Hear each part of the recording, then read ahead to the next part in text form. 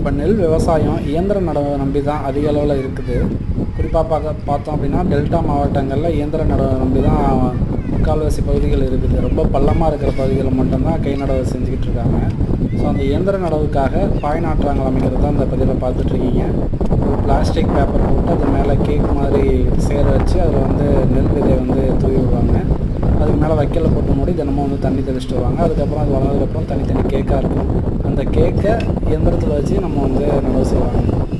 அதுக்கான முறை தான் இந்த முறை. இதில் வந்து பார்த்திங்கன்னா நெல் போடுறதுக்கு ஒரு இயந்திரத்தை வச்சு இதில் வந்து நெல் தூக்கிட்டுருக்காங்க.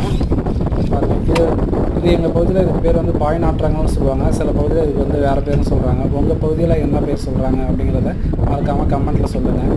மேலும் இது போன்ற விவசாயம் சார்ந்த பதிவுகளை தொடர்ந்து ஊக்குவிச்சிங்கன்னா எங்களை போன்ற விவசாயம் சார்ந்த யூடியூபருக்கு வந்து ரொம்ப ஹெல்ப்ஃபுல்லாக இருக்கும்.